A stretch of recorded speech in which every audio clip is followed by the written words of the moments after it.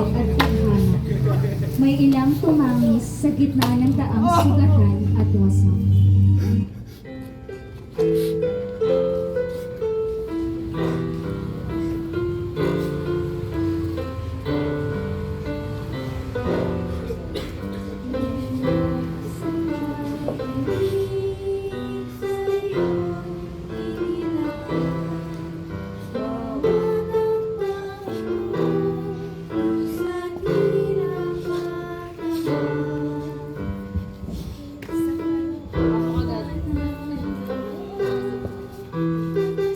Parang hindi tenista yun.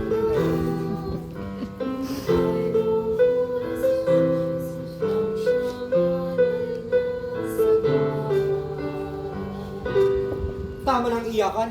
Hindi kayo kasama sa atol. Kung ayaw niyo masaktan, tumagi sa ranan at manahimik. Ngunit sa gitna ng sigaw ng kawal at utos ng dahas, ang tinig ng Diyos na totoo ay muling umalingaw-ngaw, mahina ngunit butas.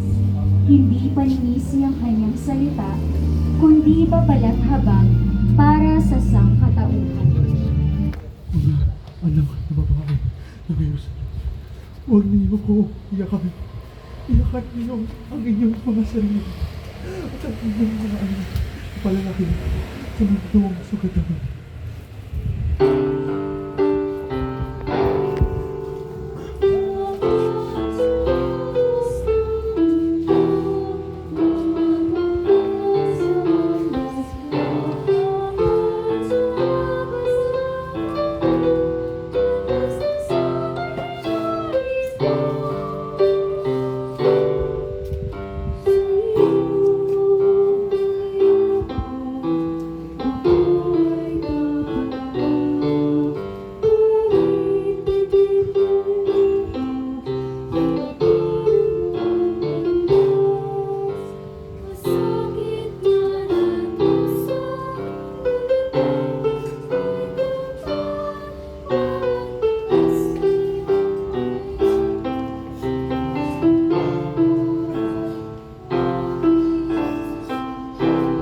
Gusto nyo, pati sa pagdurusay, siya'y nangaral pa rin.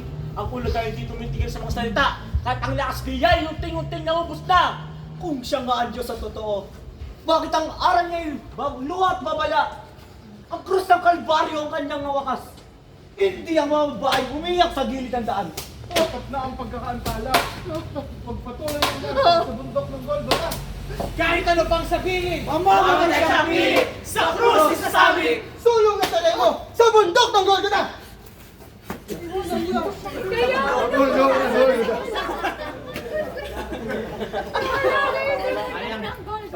Sayang.